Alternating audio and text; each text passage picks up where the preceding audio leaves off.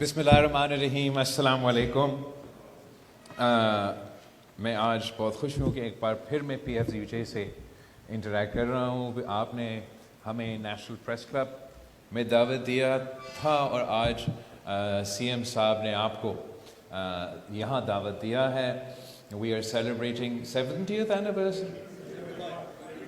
75th anniversary of the PFUJ, and I'd like to second the Chief Minister's statement کہ PFUJ خود ایک تحریک ہے اور پاکستان کی ہر generation every generation of journalist نے اس تحریک میں اپنا حصہ ڈالا ہے. پاکستان پیپلز پارٹی خاص طور پہ PFUJ کا شکر گزار ہے کہ جب MRD کی موومنٹ چل رہی تھی اور جہاں سیاسی کارکن جمہوری پسند سیاستدان جدوجہد کر رہے تھے جمہوریت کے لیے، ساتھ ساتھ قدم بقدم جو صحافی برادری ہے وہ اپنا آزادی کے لیے، فریڈم آف دا پریس کے لیے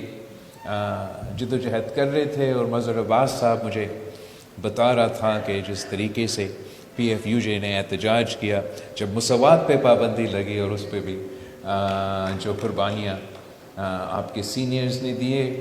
پھر اس کے بعد مجھے یاد ہے جب ARD کی جدوجہد چل رہا تھا اور جمہوریت کے لیے پاکستان پیپلز پارٹی اور دوسرے جمہوری جماعتیں جدوجہد کر رہے تھے تو وہیں PFUJ اپنے آزادی صحافت کے لیے جدوجہد کر رہے تھے. اور خاص طور پہ جب اس عامر کی آخری لمحات میں جو پابندیاں لگانے شروع لگیں اور ٹیلی ویژن چینلز پہ بھی پابندیاں لگی تو شہید محترمہ بینظیر بھٹو بھی آپ کے ساتھ شانہ بشانہ کھڑی تھی. جب شہید بی بی واپس آئی تھی پاکستان 2007 میں تو اس کیمپین کے سلسلے میں وہ بار بار آپ کے پریس کلبس پہ اور آپ کے فورمز کے ساتھ انگیج کرتے آ رہے ہیں. اندرونی لحاظ سے اور آج بھی آزادی صحافت کے حوالے سے چیلنجز ہیں، مگر میں ان چیلنجز کے علاوہ آج بات کرنا چاہنا ہوں. ہم پاکستان کی میڈیا کمیونٹی کو PFUJ از اے تنظیم بٹ براڈلی جو پاکستان کے میڈیا پرسنز ہیں جو جرنلسٹ ہیں، میں آپ سب کا شکریہ ادا کرنا چاہتا ہوں کہ جس طریقے سے پاکستان کی میڈیا میں ہمارا اس بھارت کے ساتھ جو 5 دن کا جنگ رہا، پاکستان کی میڈیا برادری نے عالمی سطح پہ ایک مقابلہ ہو رہا تھا. بھارتی صحافت اور پاکستان کی صحافت آمنے سامنے آ گیا اور میں فخر سے کہہ سکتا ہوں کہ جس طریقے سے پاکستان کی ایئر فورس نے بھارت کو 6-0 ہرایا ہے تو ویسے ہی ہمارا صحافی برادری نے بھارت کے صحافی برادری کے مقابلے میں آپ نے اپنا لیجٹمیسی کو، آپ نے اپنا کریڈیبلٹی کو اور آپ نے اصل معنی میں جو فریڈم آف دا پریس ہوتا ہے اس کا ثابت کیا. اور دنیا نے دیکھا کہ جب بھارت کے میڈیا سینئر میڈیا اینکرز جو ہم سب جانتے ہیں اور جن کے بڑے بڑے نام ہیں، وہ سب اپنے میڈیا کے،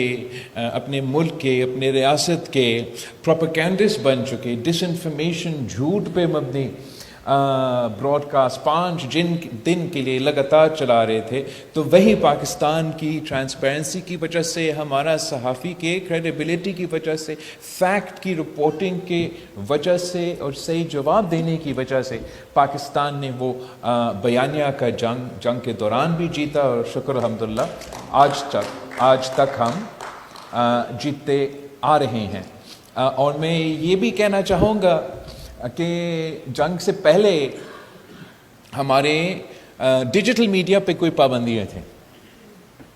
تو جنگ کے دوران اندازہ ہوا کہ اصل میں یہ سارے ہمارے اثاثے ہیں. اور ہم شکر گزار ہیں حکومت کے، ان دنوں میں انہوں نے وہ پابندیاں ہٹائیں اور میرے خیال میں آج تک وہ پابندیاں واپس نہیں آئی ہیں. تو امید ہے کہ جس انداز سے خاص طور پہ ڈیجیٹل میدان میں یہ احساس ہوا اور میں سمجھتا ہوں کہ ہمارا ڈیجیٹل میڈیا وارئرز خاص طور پہ جو جنریشن زی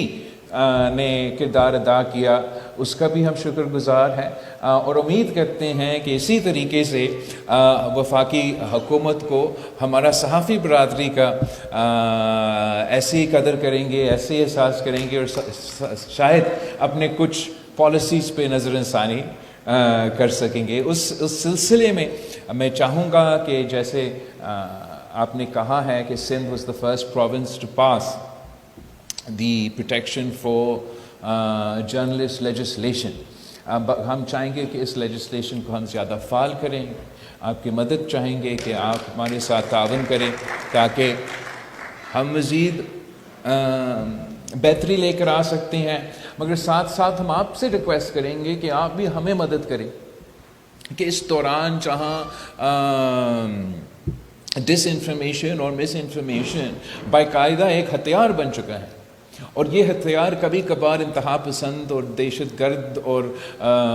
نفرت پھیلانے والے استعمال کرتے ہیں، اور کبھی کبھار ہمارا دشمن ملک بھارت ہم نے دیکھا کس طریقے سے انہوں نے جنگ کے دوران استعمال کیا، اور جب جنگ نہیں ہو رہا ہے تو خاص طور پہ بلوچستان کے کانٹیکس میں، مگر اسی طریقے سے کچھ ہمارے سندھ کے صوبے کے حوالے سے، کچھ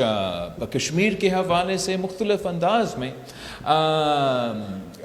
ہمارے پڑوسی ممالک منفی پروپیگنڈا پھیلاتے ہیں، ڈس انفارمیشن پھیلاتے ہیں۔ تو ہم جہاں چاہیں گے کہ ہمارا جرنلسٹ پروٹیکشن کے حوالے سے لیجسلیشن بہتر ہو جائے، وہاں ہم PFUJ کی مدد چاہیں گے کہ ہم اس ڈس انفارمیشن کا مقابلہ کرنے کے لیے کس طریقے سے سندھ میں اپنا قانون سازی کر سکیں گے کہ ہم اپنے آپ کو، اپنے شہریوں کو ڈس انفارمیشن اور مس انفارمیشن کی نقصان سے بچا سکیں۔ میں وزیر انفارمیشن منسٹر آئی اپریشیٹ کہ آپ کو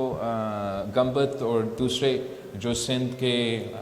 ترقی کے منصوبے ہیں ان کے دورے کروائیں۔ میں چاہوں گا کہ یہ سلسلہ جاری رہے، اور مختلف صوبے کے جو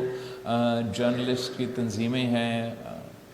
آرگنائزیشنز ہیں ہر صوبے کے، اور وفاق کے جو ادارے ہیں، ہم ان کو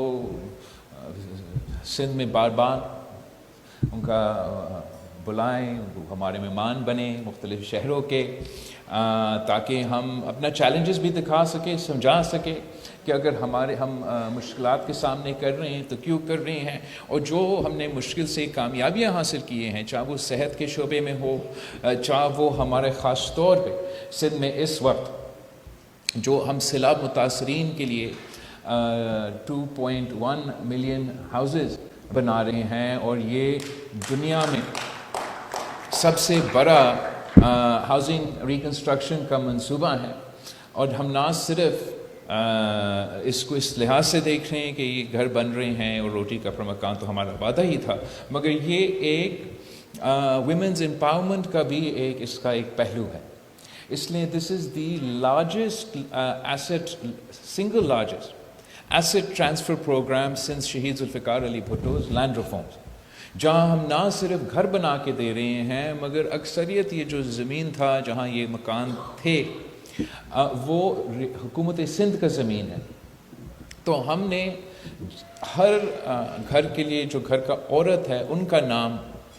کر دیا ہے، and we have given them, وہ مالکانہ حقوق دیے ہیں ان کو۔ تو it is not only a housing reconstruction program, it is a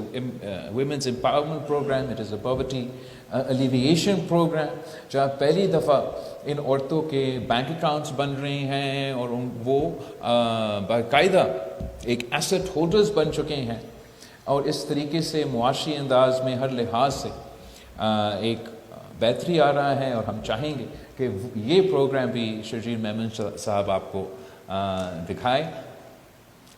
یہ ہم شکر گزار ہے وزیر اعظم کا بھی اور وفاقی حکومت کا بھی کہ یہ ایک ایسا منصوبہ ہے جہاں وفاقی حکومت اور سندھ حکومت کو سپورٹ کر رہے ہیں، اور یہی وجہ ہے کہ ہم اتنا تیزی کے ساتھ یہ منصوبہ مکمل کر رہے ہیں۔ صوبہ سندھ اس پہ عمل درآمد کر رہا ہے، ویسے ہی ایک پروگرام تو ہے صوبہ بلوچستان میں، وہاں وفاقی حکومت عمل درآمد کر رہا ہے، تو وہاں بھی کچھ پروگریس ہوا ہے. ہمارا ریکویسٹ رہا ہے کہ اگر سندھ کی طرز پر ہم صوبائی حکومت کے تھرو اور ان این جی اوز کے تھرو عمل درآمد کرے تو ٹرانسپیرنسی بھی بہتر ہوگا, ڈلیوری بھی زیادہ تیز ہوگی. مگر ویسے صوبہ بلوچستان میں یہ منصوبہ چل رہا ہے. ہم چاہیں گے کہ وزیر اعظم صاحب بھی آئے اور ہم ساتھ مل کے وہاں بھی افتتاح کرے اور کوشش کرے کہ جو پروگریس بلوچستان میں بھی اس منصوبہ کے حوالے سے ہو رہا ہے وہ ہم تیز کریں. وہاں بھی آپ تھوڑا سا منصوبے بھی جو کام جو محنت بگٹی صاحب خاص طور پہ جو اسکالرشپ پروگرامز کے حوالے سے کیا جا رہا ہے بلوچستان میں چاہوں گا کہ اس پہ بھی اگر آپ کا وزٹ بن رہا ہے جیسے بگٹی صاحب نے دعوت دیا ہے تو اس پہ بھی تھوڑا سا غور ہو. وہاں بھی آپ کی ضرور ہمیں وہ مدد چاہیے ہوگا. ایبسلیوٹلی بلوچستان میں مسئلے ہیں, مسائل ہیں, تاریخی مسئلے ہیں جو بہت انویسٹمنٹ کے بعد محنت کے بعد حل ہو سکتے ہیں. اینڈ وہ صرف بلوچستان کی جتنے بھی مسئلے ہیں جہاں دہشت گردی کے حوالے سے اور اس قسم کی چیزوں کے حوالے سے کنیٹک ایکشن کی ضرورت تو ہوگا, لیکن صرف کنیٹک ایکشن سے ہم بلوچستان کے مسئلے حل نہیں کر سکتے. صوبائی حکومت کا کوشش یہ ہے کہ ہم منصوبے ایسے لے کر آئیں کہ ہم بلوچستان کے عوام کے ہارٹس اینڈ مائنڈس کی جو جنگ ہے وہ بھی جیتنے کے کوشش کر رہے ہیں. مگر وہاں بھی بہت ضروری ہے کہ ہمارے میڈیا برادری آئے, ہم سے انگیج کرے. چیف منسٹر صاحب کے جو مسئلے ہیں, جو مشکلات ہیں, میرے خیال میں پاکستان کے باقی صوبے ایک طرف اور بلوچستان کی جو مشکلات ہیں وہ اس انداز سے شاید ہمیں وفاقی سطح پہ اس طریقے سے ہمیں سمجھ نہیں آتا. تو it would be helpful I think if the Chief Minister would host you and تھوڑا سا ان مشکلات کے حوالے سے ہم آپ کے انپٹ لیں, آپ کی مدد لیں. It's not just about disinformation or about lack of coverage. Genuine challenges ہیں, complex issues ہیں, اور آج کل پاکستان میں complex issues